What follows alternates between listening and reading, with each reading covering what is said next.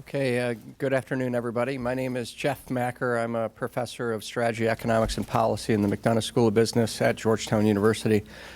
I'm also the faculty or academic director for the Center for Business and Public Policy. It's my privilege to welcome you all to this event today. I'm just going to take a few minutes to talk about what the Center for Business and Public Policy is. A nonpartisan research institute which is part of the McDonough School of Business. Pretty much anything at the nexus of business and public policy is what we're interested in. So any business issue that has public policy implications or any public policy issue that affects firms are areas that we would like to explore. We look at a variety of industries, including the digital economy / telecommunications, healthcare, railroads, and cybersecurity, as well as trade. Our programming includes a variety of aspects, some of which you're seeing right now. We like to bring thought leaders together on a particular issue, as well as produce research output based on good economic thought. And you'll see both of these today. It's my privilege to introduce the first speaker. You guys have the agenda in front of you. And if anyone wants to sit down, there's room in front. You remind me of my students. Nobody wants to sit in front. But the agenda's in front of you. It's my privilege to introduce John Mayo. John is my friend, my colleague, and my co-author. He'll be presenting a paper. John is a professor of business, economics, and policy in the McDonough School of Business at Georgetown. He's also the founder and executive director for the Center for Business and Public Policy. So John's going to present his paper on the evolution of competition, lessons for the 21st century telecommunications policy. Jeff, thank you very much. Thank you all for coming. I have to say at the outset that when Amanda and I began the effort of writing this paper and then the subsequent Economic Policy Vignette, it was more of a cathartic experience than it was an attempt to solicit so much interest. I really didn't think that 10 people on the planet would really be interested in the subject. So it's really especially heartening to me to see so many people and so many friends in the room today to begin the dialogue about the evolution of competition and what it means for the telecommunications industry. The purpose of the paper and the goal of the paper and the accompanying Economic Policy Vignette is really very simple. The idea of the paper and the policy vignette are to foster and advance what we hope to be a clear-eyed notion of the definition of competition and the concept of competition. And that may seem as, at least on first blush, to some, maybe not you, but to at least some, a rather unnecessary exercise. Because after all, we all use the word competition without really any anxiety at all in the course of our normal discourse with our friends and colleagues and business acquaintances. And there doesn't seem to be a lot of anxiety about using that word. And yet what I hope to do over the next few minutes is to convince you that of two things. Number one, there's actually less of a consensus on this subject than would be ideal. That there's less of a consensus than would be ideal. And secondly, that it's important. It's not just a little important, it's very important to get this right. And on that latter point, let me just say at the outset, you might imagine a world in which policymakers, regulators, people from the executive branch, consumers, academics, you might imagine a world where policies are enacted by policymakers designed to promote competition, when if you don't understand what the definition and concept of competition is, you might inadvertently harm competition under the well-meaning but misguided notion of promoting competition. Or conversely, policymakers may fail to intervene in markets under the illusion that the markets are competitive when in fact they're less than robustly competitive. So what we hope to do is to address that. Now, let me turn specifically to our work. And let me begin, hang on, help.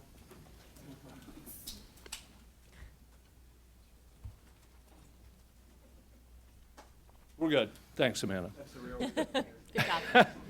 Thank you, Jeff. This is why he's my co-author. And normally I play that role for him. He's the thought leader. All right, so let me begin with an observation. The observation I want to begin with is that discussions of competition have been central to the communications arena and communications policy for 100 years. And it happens every year that the FCC and to some extent Congress deal with issues of competition. Just to pick some examples from this most recent year, and without sort of getting into the substance of any of these, not debating the merits of these, but just simply observing that they're important parts of the discussion. Last year, the FCC chose, citing competitive concerns, to alter what would have been an unfettered auction format to conduct set-asides in that auction space that disallowed the participation, at least in the first instance, of the two largest players in the mobile telephony space. And in a relatively or obviously controversial order, the Open Internet order, again, the FCC chose to cite competitive concerns as a reason for reclassifying the provision of broadband from an information service, which is very lightly regulated, as a telecommunications service that is more heavily regulated under the public utility statutes of the Telecommunications Act. And then every year by statute, the FCC has to engage in annual assessments of competition in at least 3 areas: in local telephony, in multi-channel video programming distribution, think cable and now satellite TV, and the wireless telephone industry. Now, if that weren't enough focus on competition for you, only 2 weeks ago, President Obama weighed in on this notion by issuing an executive order asking or dictating that executive agencies undertake actions within the next 30 days to promote competition, actions to promote competition. Now, so competition's sort of central, we can agree on that, but then the question is, do we have a clear-eyed notion of what it means? And I think I'm going to argue that no, we don't have necessarily a clear-eyed notion of what this means. And the first clue about this, or the first hint, I'll say, comes from right here in the House. In the House of Representatives, the Committee on Energy and Commerce issued not too long ago a set of white papers that was designed to provoke a discussion about the future of telecommunications policy. In one of those white papers, the committee asked for opinions and solicited opinions from the public on, among other things, the very first question they asked was, how should Congress define competition in the modern communications marketplace? So there's your foundational question. The Congress is asking specifically, how should we define this? Over at the FCC, Chairman Wheeler has made a mantra of the words competition, competition, competition. Competition policy will take a seesaw approach, he says. When competition is high, regulation can be low. When competition is low, we're willing to act in the public interest. And of course, that makes perfect sense. But it also provokes the same question asked by the committee of how are we going to define competition? And with respect to the executive order issue was issued on Friday the 15th. On the following Monday, Nobel laureate Paul Krugman wrote an article in which he says, what this, and he means promoting competition, what this means isn't exactly clear to me. So I think it's an honest confusion. I feel better about my own confusions in this regard when a Nobel laureate is confused, right? So what are we going to do? Well, what we did, what Amanda Delp and I did, was to say, let's take at face value that the committee asked these questions, and let's look at the responses by those respondents. And the respondents turned out to be people that were just individuals, firms, customer groups, consumer groups, trade groups, the full array of society, if you will. And hopefully what we thought was there would be some consensus about the notion of competition that would emerge from those. Well, we read all 84, and I can tell you it was better than grading, but just barely better than grading. For those students will appreciate that maybe. The responses really fell into 4 buckets. Number one, there were a set of responses that just flat out sidestepped the question. Even though it was the very first question asked by the committee, they just simply didn't answer the question. A second set of responses offered a conclusion, but not a definition. An example of that is here. The quote is, rather than statutorily define competition, the first step is to the acknowledgement that the communications marketplace has indeed become competitive. So they want a simple declaration, not a definition. Third, a set of respondents argued alternatively that either competition existed because of example A or didn't exist because of example B. So they offered conflicting examples leading to completely different conclusions. And some folks answered the question by saying, we're not going to define it, but we're pretty sure you need to look at a broader scope of the industry or a more narrow scope. So broader, more broadly, or more narrow. Well, as you might imagine, these are relatively unsatisfying. They were unsatisfying to us. We didn't really see any particular consensus. So the question is, if that didn't help us, where might we turn? Where might we turn then to the answers to those to the question? And it won't surprise you to think that an economist might turn to the home discipline of economics. So we wanted to turn back to the home discipline of economics. So what does the home discipline of economics say about competition? Well, in the first instance, at its most primal level or its most primitive level, competition manifests itself in rivalry. Now in business, what we teach our business students is that business rivalry is designed to secure the patronage of customers from your rivals.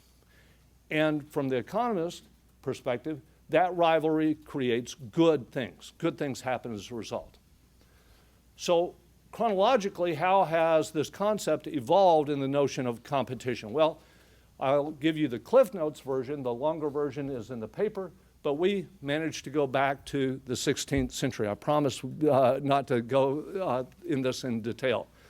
But we went back to the mercantilists. The mercantilists, the political economists of the 16th century, were the first economists really to identify in any substantive way the notion of competition. And the competition that existed was competition between nation states, countries like England and France vying through dominance of international trade for economic superiority. But it was at a macroeconomic level. If you move forward to the beginning of the 18th century, the discussion really shifted over to France and the physiocrats that saw land, not international trade, as the primary source of economic wealth, and trading and competition in land markets became the focus of political economists. But it really took Adam Smith, the author of the famous tome, The Wealth of Nations, to bring the notion of competition from a macroeconomic level to a microeconomic level, to begin to focus on the role that individual atomistic players play in a market, competing against each other with the result, the invisible hand result that many of us, all of us maybe have studied, that aggregate economic welfare is enhanced as a result of that competition. Now, he also did one other thing that was really very important at that time, and that is for the first time, Adam Smith, among the economists, contrasts the notion of competition with the notion of monopoly, a distinction that we maintain to today. Now, for our purposes, beginning with Smith, one other thing that's very important happens. And that is, beginning with Smith and continuing to today, we now adjoin the word competition almost in every single instance with a preceding adjective. Now, Smith's adjective was on free. He emphasized free competition. And free competition meant that individual actors, tradespeople, craftsmen, were free to enter their craft. And that was seen as a good thing. And to compete on an individual basis, and he emphasized the liberty of doing that. And that was rampant at the time. It was written in 1776. All right? Subsequent to Smith, economists began to talk about something called the law of competition, where it seemed to be a natural law of individual actors to compete with each other in marketplaces. And then, more formally, we developed the notion of perfect competition, a model of perfect competition.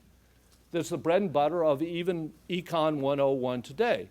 And the model basically starts off with a set of atomistic players producing a homogeneous product selling in a world where sellers and buyers are perfectly informed, and you get a nice set of equilibrium results. It's a lovely, elegant, simple beginning point for Econ 101. By the beginning of the 20th century, most economists recognized that at least in developing countries, most markets really simply didn't resemble the characteristics of the model of perfect competition. Most markets in developed countries have firms that enjoy some economies of scale. They sell products that are somewhere between mildly and highly differentiated. And this is quite important, and firms in modern markets tend to react in a rivalrous fashion to their competitors, unlike the model of perfect competition, in which firms don't really engage in rivalry, but rather simply respond to anonymous market forces. So that was a really important shift in the introduction of rivalry into the marketplace. Oops. Now, we now get some new adjectives, an adjective called monopolistic, imperfect competition, or monopolistic competition. And if you bring it forward to the game theorist and the advent of game theory, we have two other additions, something called Bertrand competition, if firms compete in price, or Cournot competition if firms compete in outputs. And what was nice about the game theoretic advances is that they began to explicitly model for the first time rivalry in the way that firms react to one another. And that really is quite important. But game theory isn't a panacea because generalizations out of game theory are really quite difficult. You can get either really wonderful economic outcomes or poor economic outcomes depending on the particular modeling convention that you adopt. So where does that leave us? It left us with, let's call it an inflection moment, a wonderful inflection moment that I want to highlight here. And that was in a moment when John Maurice Clark, who's a very famous, prominent economist at Columbia University in the 1940s, introduced a paper called Toward a Concept of Workable Competition. Now we've got the adjective workable, which came to be synonymously used with the word effective competition. So I'll use them synonymously. That's the way the literature evolved. What he did is to define, and here I've put up the particular quote of his on the definition of competition. I won't read that for you. I'll just leave it there and just represent to you that there are really three key elements that he identifies with competition. Number one, rivalry among sellers. Number two, the free option of buyers to choose from among the alternative vendors. And number three, efforts by rivals to equal or exceed the attractiveness of others' offerings. Those three elements. Now, how was the notion of workable or effective competition met by the economics profession? Well, here I'll bring into play Joe Bain. Joe Bain was a professor at the University of California, Berkeley, and is acknowledged to be the father of modern industrial organization economics, very prominent economist. What did he say about this notion of workable or effective competition? What he said was that there was much merit to the concept and that it includes a rather effective answer to those who would hold that all oligopoly tends to approximate pure monopoly behavior. So for the first time, we see that if you're not just flat out on the peg of perfect competition, you still might begin to have desirable economic results. Now, what he emphasized, and this is a pivotal moment, is that the emphasis for workable competition is going to be on performance. How do the markets perform? A shift in focus, not away from structure, but looking at performance along several dimensions.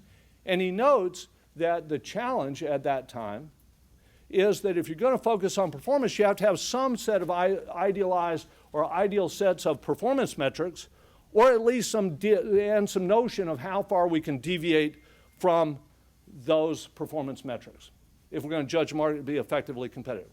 Well, how did things evolve? Well, at least in the first instance, I think we can see that Clark's definition was relatively straightforward. It's been blessed by Joe Bain. In essence, the notion of workable competition was, and a purposeful pun here, was altogether workable. Workable concept competition seemed to be entirely workable.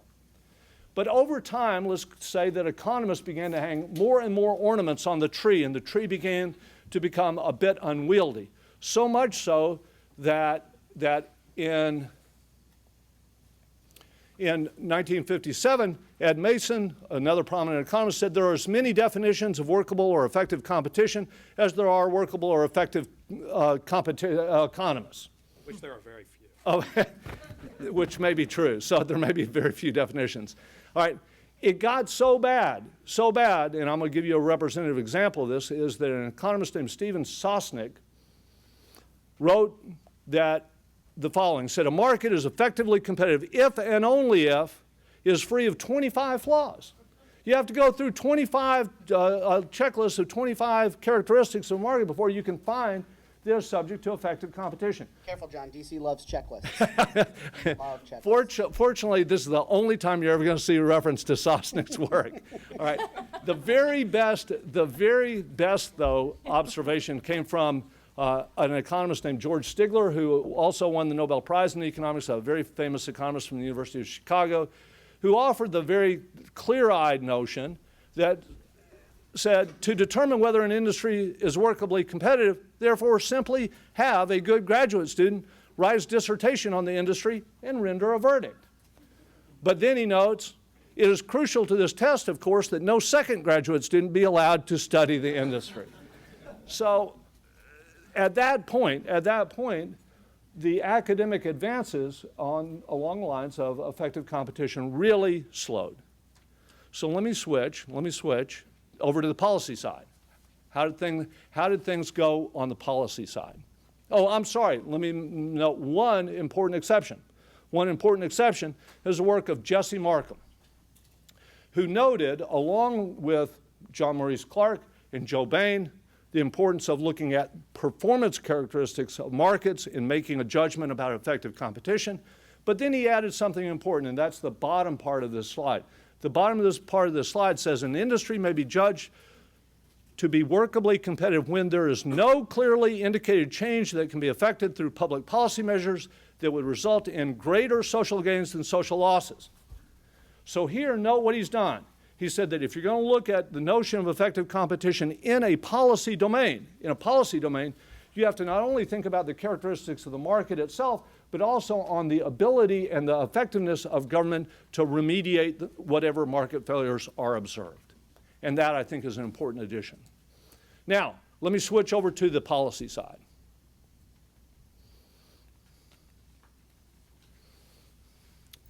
In the policy arena, and this is with the marvels of technology and search algorithms that you can employ today, we said, when was the very first instance when the words effective competition made their way from the academic domain over to the policy domain? And what we found was that the first use, as best we can tell, the very first application of the term effective competition in a policy domain was in 1944 in, of all places, an IRS bulletin. We were in the middle of World War II, price controls were in place, but this notion was that if effective competition was in place, that is, multiple parties were bidding to supply the government, then the market was deemed to be subject to effective competition, and the stringent wartime price controls would be alleviated or removed. The notion of effective competition came into the telecommunications arena first in the Satellite Communications Act, again in a procurement context. And I would say that in a retail space, the first real application of the term effective competition came in the development of what was called the 4R Act in the railroad industry, which was in the process of a set of regulatory reforms that culminated in 1980 with the passage of the Staggers Act, but in the 1976 4R Act allowed for the removal of regulation unless a firm had market dominance, where market dominance was defined as the absence of effective competition, but then the statute does not in turn define effective competition. So we're homing in on it a bit, but not quite there. If you remember modern history, and some of you in the room do, we began to open up telecommunications markets, first long-distance telecommunications, then later local. But at the time, in the mid-'80s, discussions began to happen in the Office of Plans and Policy over at the FCC, in which you get discussions and debates that led to papers that say things like this: competition is a process of discovery and adaptation, not a particular distribution of market shares. Any configuration of market shares may be consistent with effective competition or non-competitive performance. Whether competition is effective depends primarily on the degree of resource mobility in the marketplace. Now, the paper goes through a detailed analysis of the evolution of competition, the word competition and effective competition, in two sectors: the cable television industry, or MVPD, and in mobile wireless. I'm not going to go through those in any detail. Let me just give you a Cliff Notes summary. First, in cable. In cable, if you'll just look at the top line there, in over 30 years, from 1985 to 2015, I'm going to summarize this in one line, so you don't have to read everything, but you can, of course. The notion of effective competition was alternatively, at different points in time in that interval, alternatively defined as a number of competitors being equal to 3, or alternatively, at a different time, 6, or alternatively, at a different time, 2. So it could be 3, could be 6, could be 2. Depends on what day of the week you show up. And it alternatively depends not only on the number of competitors, but that might be conjoined with a market share test, where the market share could either alternatively be measured by capacity or by purchases. And it could be the market share of the largest firm or the smallest firm. So I hope that clarifies for you what the definition of effective competition is. That slide shows the rest of that evolution in detail. How about over in the wireless side, over in the mobile wireless side? In 1993, there was a law that requires, quote, an analysis of whether there is or not there is effective competition in mobile telephony. Subsequent to that passage of that law, the FCC has generated a number of reports. And again, I'm going to just give you the Cliff Notes version of this to just give you a sense of how this has evolved over time. Reports 1 through 7 offer no definition of effective competition and no conclusion regarding whether effective competition is present, never mind the law, the language of the law. Reports 8 through 13 also have no definition of effective competition, but they offer a laundry list of what they think of as indicators of effective competition, and they then reach a conclusion that says the market is effectively competitive. But then you've got reports 14 through 18, in which, there's no definition of effective competition, and there's no conclusion now of effective competition. So we've sort of gone back and forth. Again, a lot of changes in the industry, no real consistency over time. So where are we in total? In summary, if I were to summarize the talk at this point, I'd say after a very promising start in the academic domain, the notion of effective competition slowed. It became rather unwieldy and rather cumbersome. But nonetheless, the term effective competition moved over into the policy arena, but it's not been used in a particularly consistent fashion. So the question is, should we just simply despair, or might we try to salvage this notion? Amanda and I think we can salvage this notion. How are we going to do that? I think by the following things, and we've already talked about these in the course of this talk. Number one, we like John Maurice Clark's pillars. We like the pillars. Remember those pillars. Number one, rivalry among sellers. Number two, the free option of buyers to purchase from alternative firms. Number three, efforts by sellers to equal or exceed the attractivenesses of others' products. We're going to add to that the work of Joe Bain, who I mentioned earlier, who noted that workable competition in markets is revealed by and is the result of whatever gives rise to satisfactory or workable performance. Performance that enhances economic welfare to a reasonable degree. And finally, we're going to add in Jesse Markham's insights that workable competition would occur when there's no clearly indicated change in policy that would result in greater social gains than social losses to and that will point toward workable or effective competition. So if we put all those things together, if we put them all together, what we're going to say is that a market is going to be effectively competitive when, number one, firms exhibit overt rivalry in their quest for consumer patronage. Number two, that consumers have a choice among vendors, readily demonstrate their ability to change vendors, and that can be either incumbents or de novo entrants, have the ability and the propensity to satisfy those choices.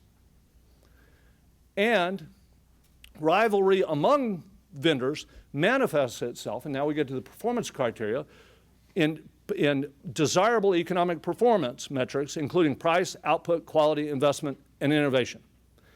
And finally, there's no clearly indicated or cost-effective policy change that can improve upon prevailing economic performance in the market issue. So there's our humble attempt to try and pull Phoenix out of the ashes and say this is really something that's very straightforward if we think about the economic lineage. Now, let me just say that we've already had some reflections on our own proffer here of a definition, some of which are good, I think, and some of which create, I think, the more obvious challenges of this concept. First, we think this is a consistent framework rooted in economics, and I like that. I think it's good. I'm an economist. I'm biased, but I think it's better than just people making stuff up on an ideological fly. Second, it's less, and notice that I say less. I don't say not. It's less subject to ideological whims. It's not immune. Self-interested parties are always going to advance their own cause to serve their own interest.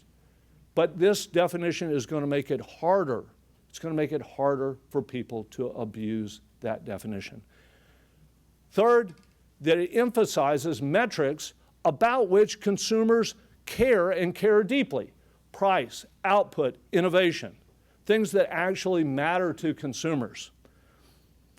Fourth, the measure is largely congruent with existing data collection efforts, so you don't have to throw the baby out with the bathwater. The FCC is already engaged in a serious data collection effort, and we can think about using those in a smart way. The definition does not offer, and this is purposeful, it does not offer a bright line test for performance. I think it's going to be very difficult to have that bright line test. So that's going to have to be a judgment call. But I think today, unlike the 1940s when this concept was first introduced of using performance, we now have better ways and more ways to judge and benchmark performance in the telecommunications industry than we've ever had before. We can compare federal versus state performance. We can compare U.S. performance versus European performance.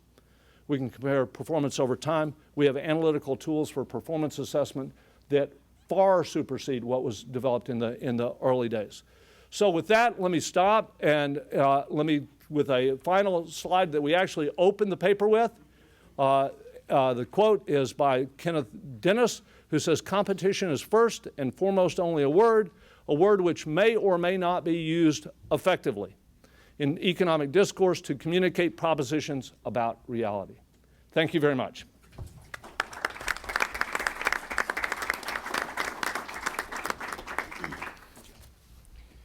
Okay, now it's my privilege to introduce Scott Walston. Scott is a senior policy fellow with the Center for Business and Public Policy, as well as a vice president of research for the Technology Policy Institute. Scott's going to lead a panel discussion on what we just heard. Scott. Thanks, Jeff. But first, we're going to have some framing remarks by David Rettel. And I'm not going to read everybody's complete biography because you have them there. I don't want to waste everyone's time. But David is the chief counsel on the majority staff of the House Representatives Committee on Energy and Commerce. And David, why don't you start us off? Sure. Thanks, Scott. I would like to start off by saying thanks to Georgetown for having me, and thanks to the D.C. Circuit for letting us all be here by not releasing the net neutrality order today. I did have to put a big asterisk for these guys when I said I would do the panel. When Chairman Upton and Chairman Walden asked us to start the COMACT update, I have to say we also did not anticipate the level of response that we would get. I certainly thought we'd get some folks inside the Beltway. We'd get some academics, but we got a response from the London School of Economics on our question, which I can't say I was anticipating a U.S. congressional subcommittee would get when they put a question out into the ether. I'd also like to put out there a caveat that I'm certainly speaking for myself and not for the committee or for Chairman Upton or Chairman Walden. These are my thoughts as a staffer who has gone over a lot of responses.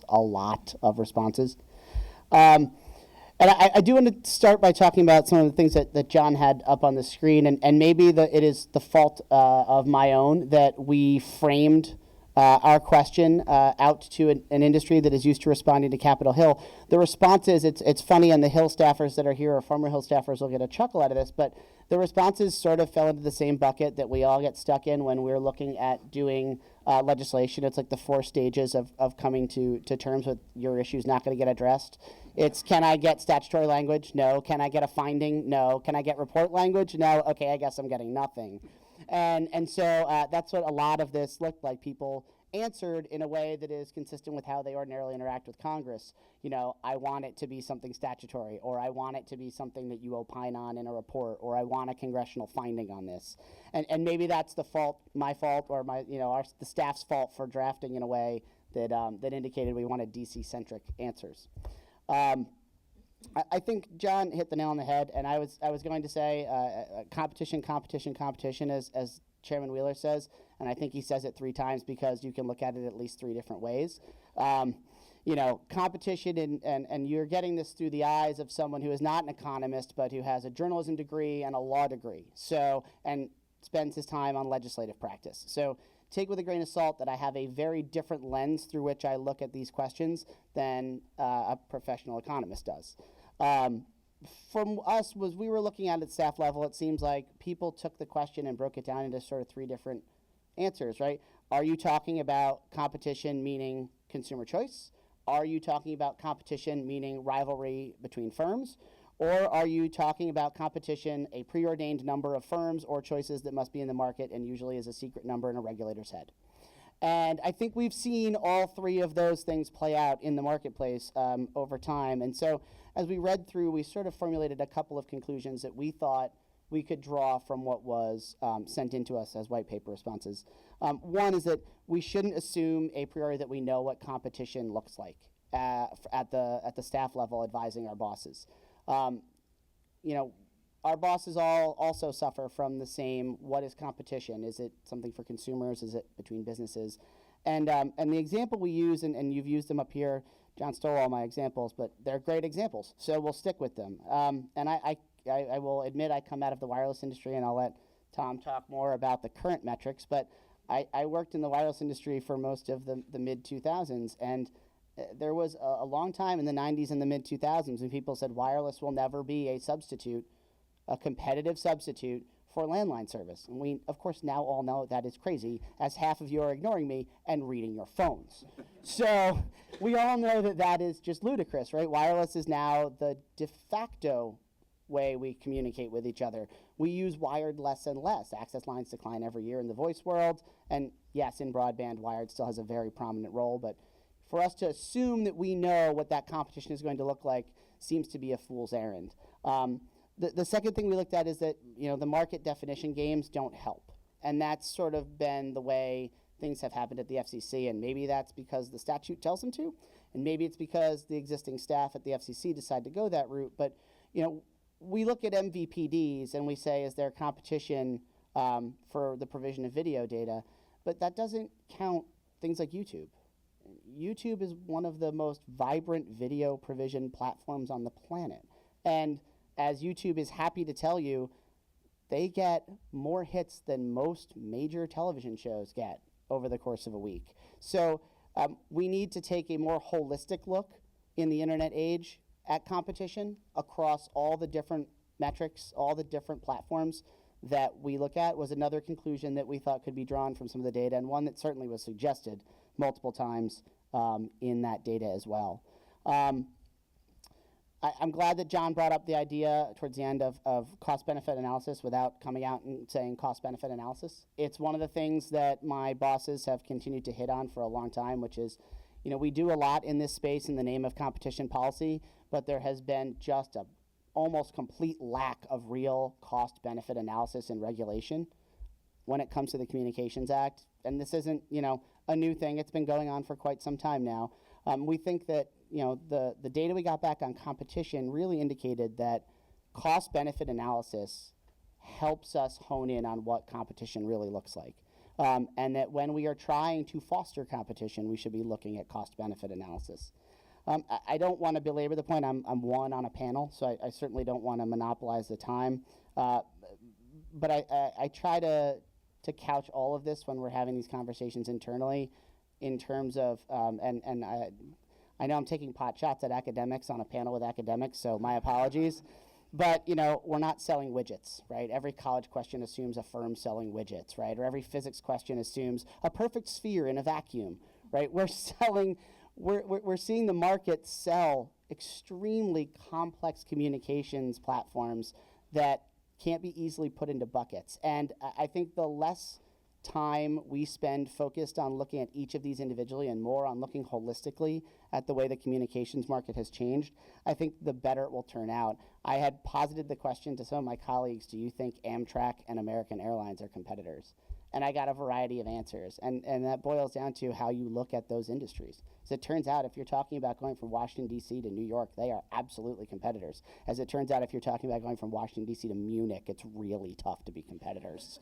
So our whole point with this when we started putting out these white papers was to take a real legislative humility approach to this and say, we don't know all the answers, and please come back, people who look at this through a different lens besides just the policy lens that we do, and help us study this in a way that makes sense and try to come up with good legislative outputs. We are hopeful we'll get there with where we are right now. We're still trying to figure out how all this fits together, and I thank you for the paper. This paper certainly adds a level of clarity to the thinking we've all had at the staff level that we didn't necessarily put into writing. And so I appreciate it, and thanks for having me on the panel. Thanks, David. Okay, so now we'll have the three panelists. The order in which they're speaking, it's hard to figure out how that was determined, but I assume it was by the Hogwarts sorting hat. So there's some deep meaning behind the order, but we don't know what it is. Oh, no, it's not. It is, actually. It is. So the first speaker is Janice Haig, who's an associate professor at the Department of Economics, the University of North Texas. This one. Thank you. Is this suitable? Yes. Okay, so thank you for inviting me. I very much appreciate being asked to offer these comments. I'm going to start by just revisiting a little bit of what Professor Mayo said, and then continue on in a slightly different direction. Congress has acknowledged that a definition of marketplace characteristics and activities needs to be defined. And this is reasonable. If we don't know the characteristics and activities, how are we going to say policy intervention is warranted? And further, how can policy be effectively designed and equally critically evaluated once implemented if we don't know what we're talking about in terms of the definition of competition?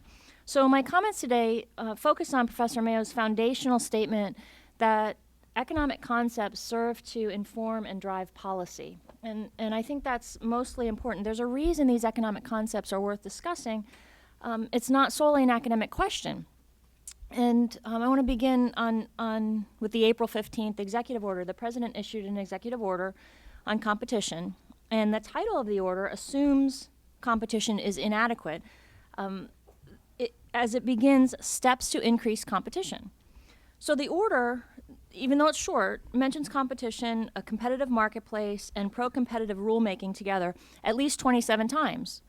It doesn't offer a definition or a reference to a definition of competition, and it's the responsibility of the relevant agencies to determine what may be meant by competition. And it's unclear how the agencies are supposed to do this, and it's very unlikely, in my view, that they're going to come up with anything that's consistent across agencies. So that's not a good thing. There's also a longer Council of Economic Advisors issue brief that came out this month. And that brief suffers from the same flaw of offering no definition of competition. Instead, it follows that because we see certain phenomena or trends, we infer something about the state of competition without defining it. And the brief states that the causes underlying the perceived decrease in competition are not clear. In other words, the causes of the phenomena aren't clear, but there's certainty of what the causes are causing. And the analogy that I suggest is that we see symptoms of a possible disease, and we don't track the disease, we don't track down the cause of the symptoms, and we don't confirm the disease. We instead begin treating the disease that may or may not exist.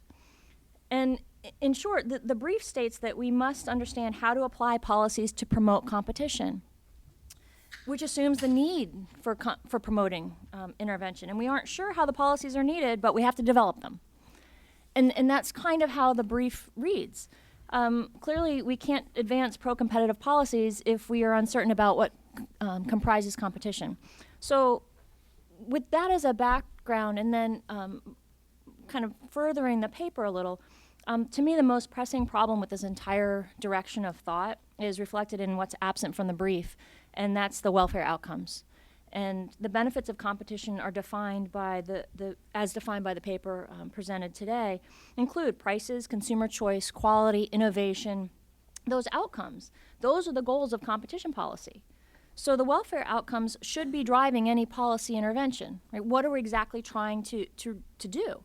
A brief example, there are many federal and state policies in place that are designed to encourage people to adopt broadband. And we call those demand-side policies. And occasionally researchers try to determine if those policies have been effective. And almost without exception, policymakers point to success as a policy having been implemented. And so we'll read something that says, as planned, 100 computers were put into this elementary school. There's nothing that says anything about what those goals of the policy were supposed to be. So the goal is actually not putting the computer in the school. If the child never turns it on, it does no good. The goal is improved educational outcomes, but we don't measure those. So the ultimate goal is rarely tracked or measured, and so we don't know if the policy is effective or not. As an economist, I look at I can discuss benchmarking, how important benchmarking might be. I could discuss weighing the potential benefits against the costs of any policy intervention. But I think that those economic analysis questions are less important than emphasizing that without defining the goal, it's impossible to know how to attain it or even to recognize it when it exists. And we lose sight of the ultimate goal because we miss the idea of the outcomes. The data is more tangible, so we focus on the data. We become so obsessive about collecting more and more and more data that we don't know why we're gathering it, what to do with it, or what it means when we have it. And in short, and in sum, without an effective definition of competition, I think we're losing the forest for the trees. Thanks, Janice. And so, actually, Andy is second, which is why it's not alphabetical, despite what it says here. So our second speaker will be Andy Schwartzman, who's the Benton Senior Counselor, the Institute for Public Representation, and the Georgetown University Law Center. Okay, thanks, Scott. I am not an economist, and I think I will prove that definitively in the next couple of minutes. Not only am I not an economist, but I managed to get through 4 years at the University of Pennsylvania without taking an economics course, which was especially disappointing in retrospect. First, because the survey course in economics was taught by Lawrence Klein, and he had a reputation as just being a fantastic teacher, and his Econ 1 class at Penn was supposed to be terrific. I just kept getting closed out, and I was stupid enough not to realize how important it was to press on that. It also meant that I might have missed the opportunity to sit next to Donald Trump, who was a classmate of mine I never met. So it's doubly disappointing. I have 4 broad general observations and a few more specific ones. First, and John recognizes this, any formulation like this is very dependent on how you apply the facts to it. It's fine to say that one element of effective competition is present when customers readily demonstrate their ability to change vendors. But deciding whether, is that me? No. It's Lynn Stanton, everybody.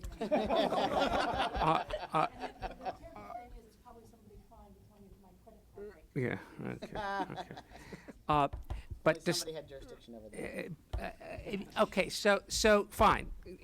Changing vendors is an important criterion, but deciding whether switching costs of changing ISPs are low enough to meet that generic test is a subjective, it's an eternally debatable matter. Switching costs are incredibly hard to calculate, to assess.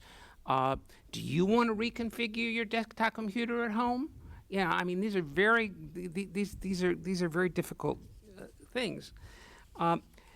Second, the fundamental question is how much it matters. We are in a political sphere where, as John describes and as we've seen, people come at this, as I do, as Dave does, from an ideological perspective. And insofar as we can't come up with a universally agreed upon, absolutely rock solid definition, people are going to approach it differently. In fact, having a definition that people can try to come around on is important, and it helps the discussion. But it also changes the starting point, because there are assumptions built into the definition that really have political consequences. Third, and here I'm definitely getting out of my wheelhouse, John's paper seems based on scholarship from the 1940s and 1950s and mostly predates 1980. And I didn't see a single citation to anything in the 21st century. And I think that and I didn't catch references to the game theorists, so they used it in your presentation. There is a lot of water under the scholarly bridge, and in particular, I think what has been refined in this area a lot in recent years that's very important here is the contestability of markets. Whether a market is really contestable is an important element. I know there's been some recent work on that, and it has helped make more precise definitions about ease and entry from a market, and that's particularly important in telecommunications. And finally, in my general points, there's a frankly ideological point to make. And the core assumption is that if there's effective competition, additional regulation or intervention is counterproductive. Many people from my side of the street question whether the kind of criteria employed here can ever be accurate enough to base a policy decision. Economics does not do as good a job in measuring benefits as it does measuring costs. In telecommunications, diversity, innovation are particularly important and particularly difficult to predict and to measure. And I wouldn't say hubris, but there's more certainty about measuring and expressing these criteria than I think is justified. A couple specifics. I don't think the framework does very well in capturing weakly competitive markets. And you can get policy changes from a merger that doesn't work out as anticipated, or things like that. For example, many people have argued that if the FCC had approved the AT&T Mobile transaction, the wireless market would have remained effectively competitive. That's what people said there were benefits from the merger, it's effective, competitive, will remain effectively competitive. I would say, based on experience, that leaving the fourth carrier in place has not made competition less effective and arguably has made it much more effective. In telecommunications, there are a number of factors that tend to generate fewer competitors and less competition, and I don't think you can describe circumstances where no regulatory intervention would improve the outcome. Rivalry, which is certainly an important concept and is an element, but it's always been troublesome to me because it's very, very subjective. In sports terms, the Philadelphia 76ers consider themselves rivals of the Golden State Warriors. That's more theoretical than real. AT&T and Verizon are overt rivals of Sprint and of each other. But that doesn't mean that there aren't policy interventions that could improve competition in an efficient manner in that space. I'm going to skip one because I'm running long on time here. My final point, which is the inclusion of Jesse Markham's principle that you can posit a policy intervention that would improve conditions is a necessary component of defining effective competition. It's an obvious point, and it sounds very nice. But I'm not sure that really relates to effective competition. And this is an ideological perspective. But I know that the four-firm wireless market is working a lot better than the largely duopolistic or even monopolistic wired market. Now, I may not have a particularly good policy solution in mind to address the problem in the wired market.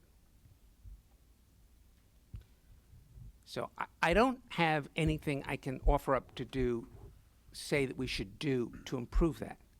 But the fact that I don't have a good solution at this moment doesn't mean that market is effectively competitive. Rather, I would say there isn't effective competition, and I would intervene if I came up with a solution. But just because I can't come up with a solution doesn't mean the market is effectively competitive. Okay? I've solved everything?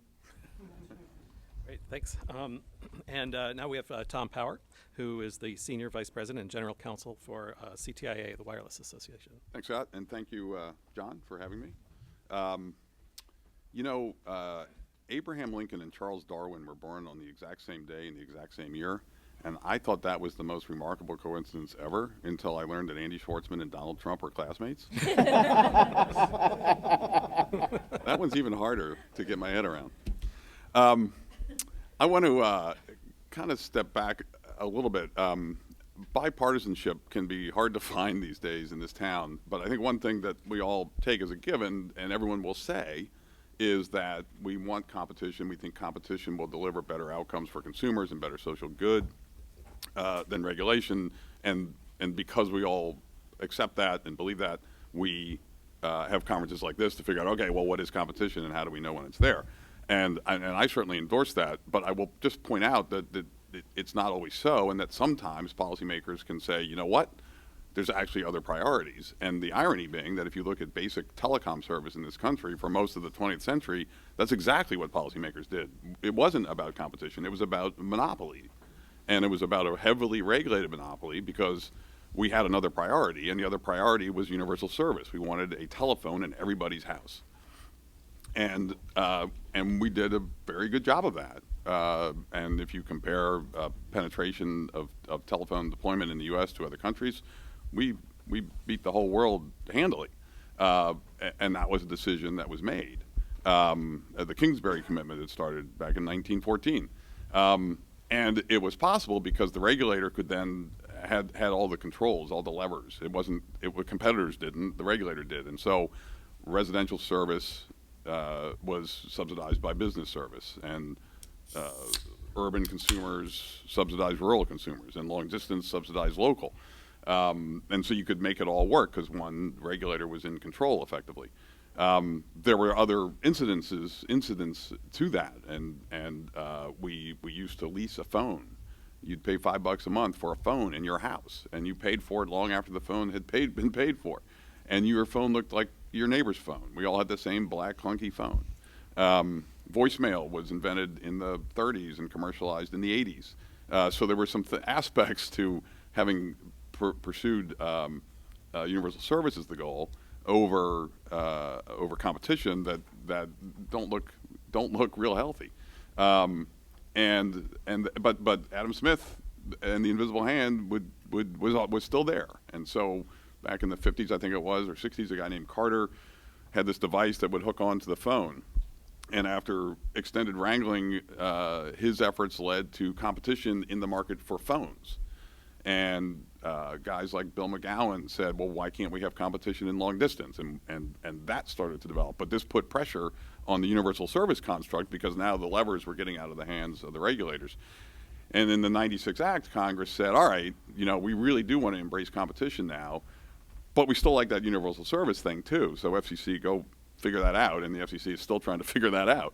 It's just a real challenge. So I say all that only because it doesn't. The regulators have to embrace competition, and we just shouldn't always take that as a given. Should we go back? Could we go back to 1914 and start over? Or would we do it differently? I don't know, but I will say that coming from the wireless perspective, in 1993, Congress did have a chance to sort of say, let's paint on a blank slate here, and they pursued wireless and the deployment of wireless services in a different way. And there was not this ordained universal service. It was more, why don't we try to promote competition?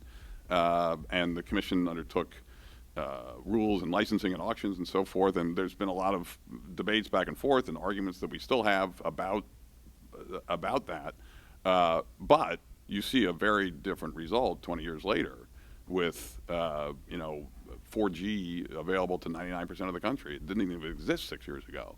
91% of consumers have access to at least four wireless providers. Wireless providers invest $30 billion a year in capital expenditures every year, and that doesn't include spectrum auctions, which are revenues, which was another $40 billion last year. So I think we can take a lesson from that. And even today, though, I would say we still need to remind policymakers, or some policymakers, to keep their eye on competition. And I will bring up one very specific instance of this. A few weeks ago, the FCC issued a notice of proposed rulemaking in the privacy sphere, largely rooted in Section 222 of the Act, which was enacted in '96 to regulate phone companies' use of data. And as a impact of the Commission's decision to reclassify broadband providers as telecom services, the Commission is now trying to shoehorn broadband providers into a statute that was designed to regulate telephone companies. That's a challenge in and of itself. But what's interesting about it is the Section 222 actually was, while there are privacy provisions in there that your call records have to stay confidential, it was largely rooted in competition policy because the 96 Act was opening up telecom networks to competition, but you had these incumbents in there, and Congress wanted to make sure that information among competitors was equal and that you couldn't have access to information that, if a local phone company was getting into the long distance business or getting into these other businesses like alarm systems that ran over the phone lines, that the incumbent, that everyone who wanted to compete basically had equal access to the same information about consumers and their practices. So it was in large part a competition-driven statute. Fast forward to today, the privacy rulemaking and broadband, and it's being used in a way, Section 222, to apply to a sliver of the broadband industry, which is the providers, but not others, which I would submit was not what 222 was meant to do in the first place. But when we point out that, well, what about competition among different parts of the ecosystem and different companies who have access to this data, the point of Section 222 was to make sure everyone has access to that same data. The commission seems to say, well, we'll figure that out. They've sort of pushed the competition issue to the side. And that just doesn't usually turn out very well. So again, I started by talking about the Kingsbury Commitment in 1914 and the fact that you can't take for granted that we're all going to assume that competition should really be the paramount goal. But I see it today in the privacy rulemaking that, it's just ironic that not only are they sort of pushing competition to the side, but they're using a statute that was actually intended to do just the opposite.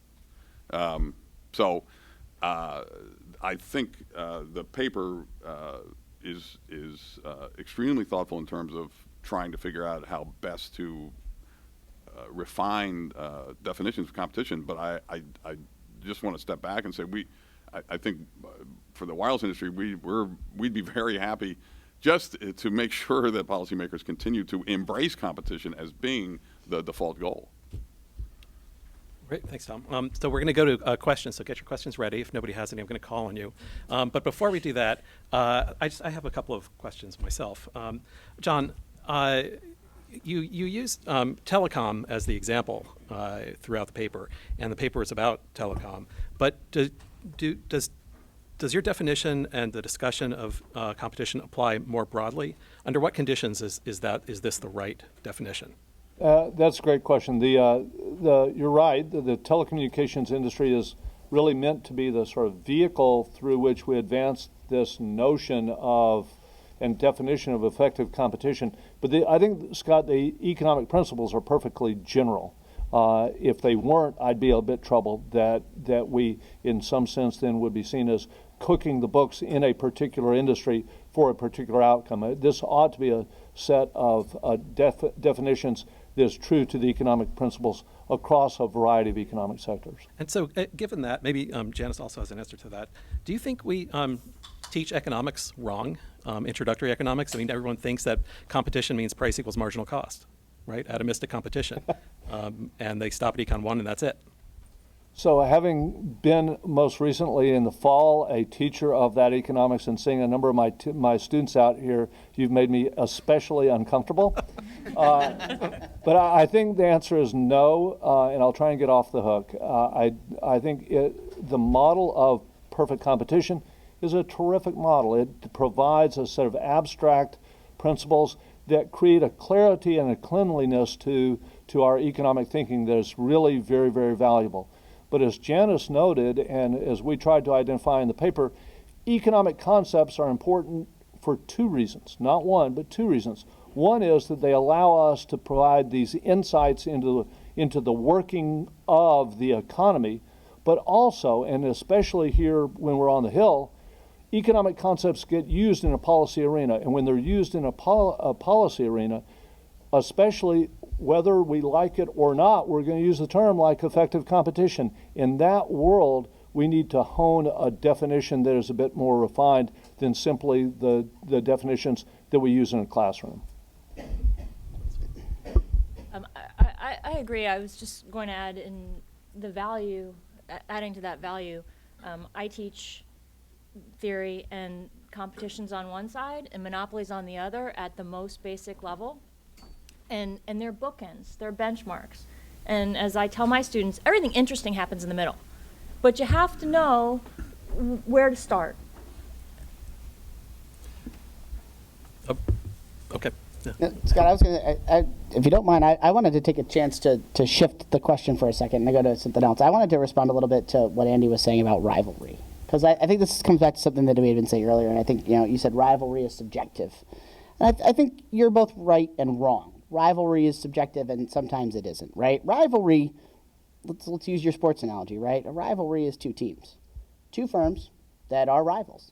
And yeah, most of the time those rivalries are unequal. As a guy that grew up a Yankee fan, the Red Sox were our rivals. They didn't win much, but they were our rivals. Now they're a little more on equal footing with us. But I don't think that meant that there was a problem with the Major League Baseball market that required intervention. It just means Boston's going to have to do a better job with their farm league and get better players. What I do think is when rivalry becomes subjective, I think that's where you end up with a real opportunity for disruption and not a place for a regulator to step in. So, you know, I was just sitting here thinking about it, right? When rivalry is subjective, for example, people sharing their cars can't possibly be a rival to taxi cabs, and yet I would bet most of you took Uber or Lyft to get here if you don't already work on the Hill, right?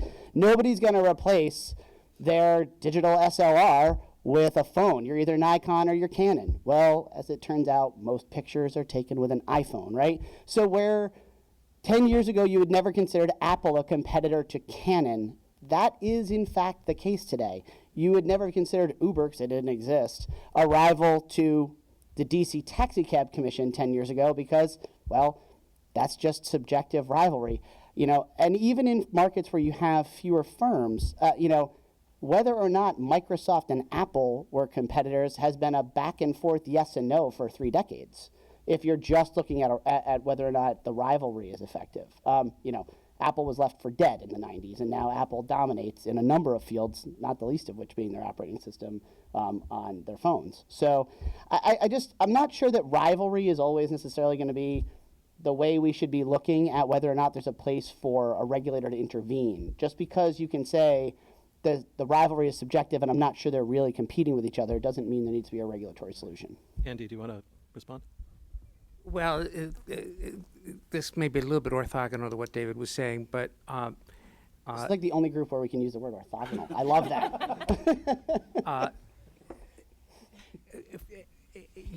in terms of definitions, you know, we're talking about whether this defines effective competition, and you know, my point is that the presence of a rivalry is subjective and also isn't a complete answer, and that the orthogonal point leads me to something that I didn't have a chance to say, but I want to mention here in terms of things in the paper that are not completely reflected.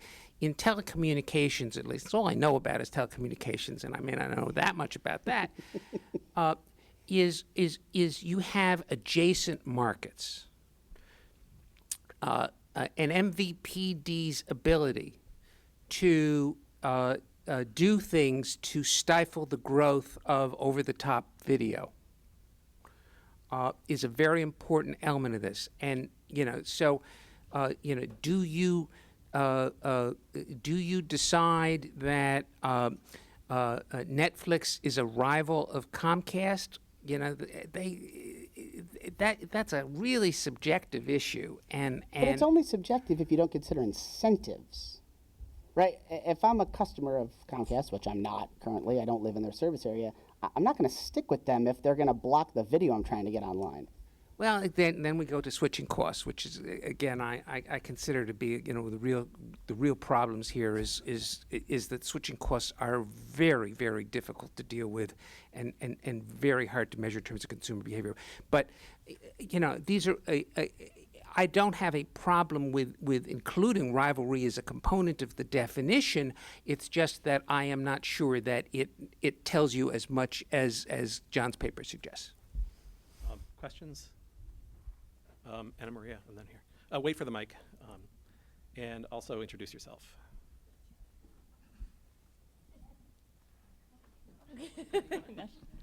I'm Anne Marie Kovacs, and I am a visiting scholar at the Georgetown Center. Notwithstanding my being a Bostonian, I'd like to support David's As high praise, I'll take it. farm team analogy in the wireless context. If you look back to 2006, the point at which all of the major wireless mergers had been completed, AT&T, Verizon, and Sprint each had roughly 50 million subscribers, and T-Mobile had 15.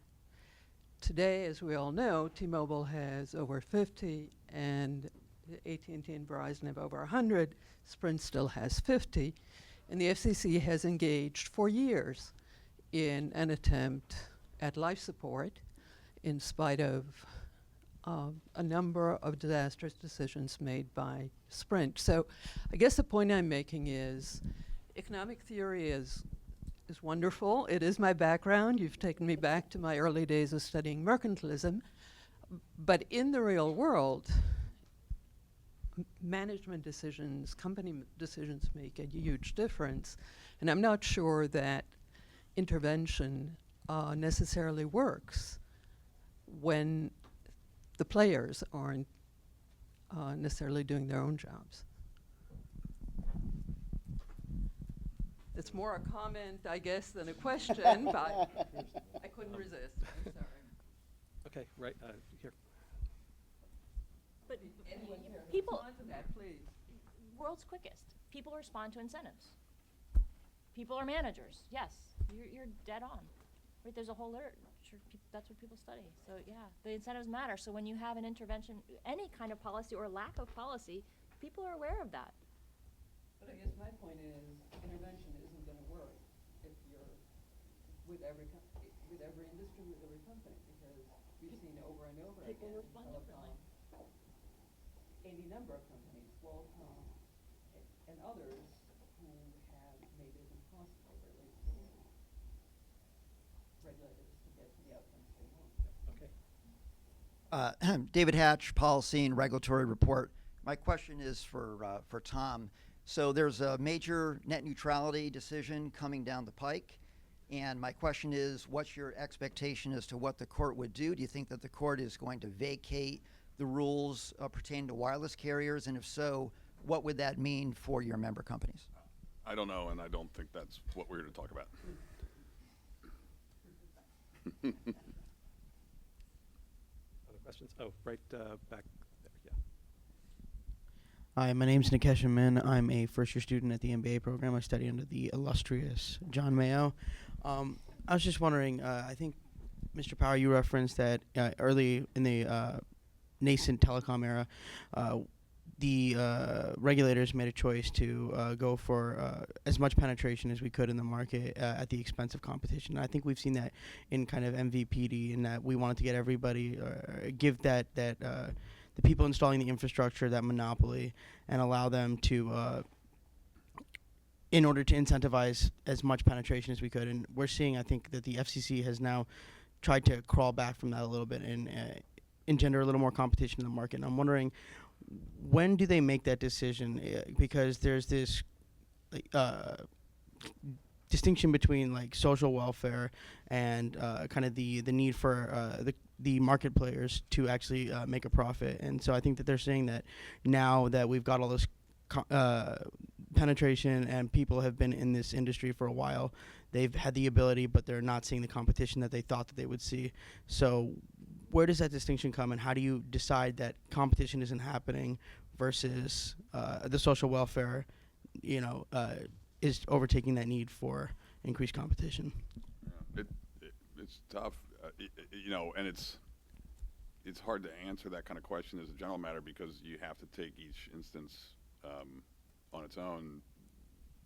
The telephone system grew up the way it did, and again, we all attribute it back to the so-called Kingsbury Commitment. I think on the MVPD side with cable in particular, it actually started at the local level, because cable operators would often negotiate for exclusive franchises in a municipality. That's no longer the case. But once you set out on a certain direction under certain parameters, so much gets built up that it's very hard to pivot. I was at the commission, and Andy was certainly very active back in the 90s when the 96 Act passed. And it was wrenching, and it was a fairly heavy-handed way to try to promote competition. It's hard to you can't prescribe it, because you're not painting on a blank slate. I don't know if that quite answered your question. I'll jump in to add something to that, which is that the MVPD market is particularly interesting, because the reason we have competition in the MVPD market isn't because we decided to put new regulations on the cable industry. It's because a disruptor came in, DBS, right? That's why you have 2 to 4 choices in every market, because as it turns out, those satellite signals are great at beaming down television. So in that case, again, it required a regulatory intervention, but not in the in terms of an economic regulation, it required the granting of licenses to get satellites up and be able to provide that service. Boy, do I disagree with that, David. I knew you would. The reason we have MVBD competition such as it is because in 1992, Congressman Billy Towson went on the floor of the House against his Democratic, at the time, leadership and successfully got an amendment that gave nascent DBS operators the ability to acquire video programming, notwithstanding the thus far successful efforts of the cable companies to keep them from getting it. And only after that provision was enacted did General Motors, which owned DirecTV at the time, write the check to launch the satellites to start DirecTV. And that was, to my mind, a very successful governmental intervention to promote competition. But it was a governmental intervention. It wasn't just the existence of a disruptive technology. It was a disruptive technology that never would have gotten off of the ground but for a policy intervention. But the policy intervention didn't deal with technology. It dealt with copyright. I mean, it had nothing to do with the underlying technologies. It had to do with whether or not you get access to content. That's a copyright issue. Well, but as Tom pointed out, you've had disruptive technologies that have not been brought to market when they were ready because of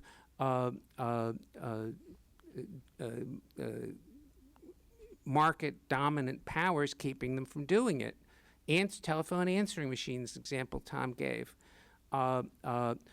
Retail market for telephones. You just go and buy a landline phone and plug it in the wall rather than have to rent the black phone. That's exactly the kind of thing that that I'm talking about here. But both of those regulations came out of a monopoly. I mean, again, I feel like we're conflating two different eras of telecom regulation here. We're conflating the monopoly era and whether or not there needed to be legislative and regulatory intervention at a time when we had a guaranteed monopoly versus a time where networks are fungible, services are delivered by IP. I mean, the markets have fundamentally changed as a result of technology. I don't think you can draw the conclusions from Carter Phone that people want to draw from them today. The markets are fundamentally different. The technologies are fundamentally different. Well, we'll have to have this fight in terms of set-top boxes. But in my personal capacity, I also represent a manufacturer of cable modems, and there is a robust retail market for cable modems, unlike the market for set-top boxes. And actually, that's not exactly true. And Time Warner Cable, 86% still get them from the company. Yeah, I saw the thing, but it's the 14% that matters. You can go into Best Buy and in a Time Warner Market and buy a modem. You can't do that with a set-top box. That is a false analogy. I own 4 TiVos and 2 Apple TVs. I mean, I know that's a false analogy because I'm one of the handful of whatever is 8% of Americans that actually have a competitive set-top box. I think we should move on. We're getting down into the hole, but I can't let this pass without noting that the plural of TiVo is TV. I'll concede that point. I think we have time for a question from Lynn, who's right next to Amanda. Lynn Stanton, TR Daily, as you know from my phone call. Not to pull us back inside Washington, but that's what I'm going to try and do here. What is the practical solution if we do like Professor Mayo's definition? Do we enact it into statute? Do we tell the FCC to come up with a set of standards for how it's really going to look at competition in all these different markets and then maybe get a check off from Congress out? Because as everybody has pointed out, markets change very, very quickly. You can't really have, I wouldn't think you can't have Congress saying this one's competitive, this one's not competitive, because it has to come back and be revisited. So. Let me say that I can only offer, Amanda and I can only offer this to the Washington community. We cannot make the Washington community digest this, but our sense is that with this definition in place, there really is, I think, far more responsive to the questions that the committee posed, that faced the FCC, and that the executive branch is dealing with today than perhaps might be the case otherwise. I'm more than happy to sit down and visit with how you implement this, whether it's in a legislative arena or regulatory arena or at the executive level. Well, let me ask just quickly. You know, do you think that sort of what we've seen here with this conversation and what Andy talked about in his opening comments, that the aspects of this that are subjective are part of the reason why it's been so hard to come up with a definition and why it keeps changing over time? Yes. All right, good. And I tried to emphasize this on maybe the next to last slide. We're not going to end ideological debates. Those are always going to happen. Andy is quite right about that, and no definition is going to strip away ideology. What this definition is meant to do is to narrow the range of debate, to make it more uncomfortable for ideologues to make these decisions than it is for clear-eyed policymaking that will serve policymakers, whether they are Democrats or Republicans, year after year after year, and to stop some of the nonsense that is driven by pure ideological debating. Lynn, if I could just add, I think it's an interesting point. You could imagine Congress coming up with some general standards along the lines that John has identified, but you're absolutely right. I doubt Congress would ever try to pick a spot in time and say, oh, it's competitive now, right? So that's going to be up to the FCC, and there's going to be subjectivity in that. But you know, the courts could conceivably play a role here too, because at some point you do look at, the commission has to be aware of the risk that they're acting in an arbitrary way. And I'll just point out that a year or two ago, the commission loosened the rate regulation structure for the cable industry, or the MVPD industry. And in the course of doing that, they remarked that 35% of the country has access to 4 or more MVPDs. In the wireless sector, the equivalent number is 91%. And yet, as John tells us, the commission can't figure out whether that's competition.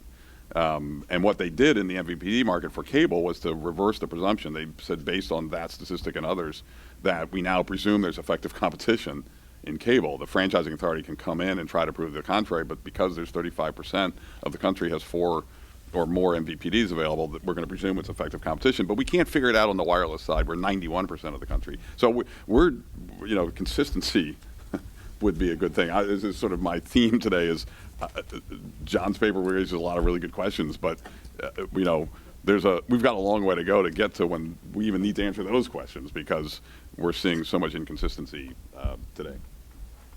So it's by Rayburn time, it's 1:31. AT&T time, it's 1:34. So we should probably wrap up. I think, Jeff, you have some... I want to thank everybody for coming. If you didn't get anything to eat, there's some remaining lunches there. If you wouldn't mind to help clean this room up, please take your trash with you. I want to say one final thing. I think if you look at what John and Amanda have attempted, you have to invoke the Hippocratic Oath, do no harm. And I think what John and Amanda have done is anything been a benefit to this ongoing debate and discussion. So let me take 1 minute to actually thank John and everyone who participated in this discussion with one more round of applause. And then I should also say, if you guys are interested in further kind of programming like this, check out our website at cbpp.georgetown.edu. Look for us on Facebook and Twitter, and we'll see you at the next event.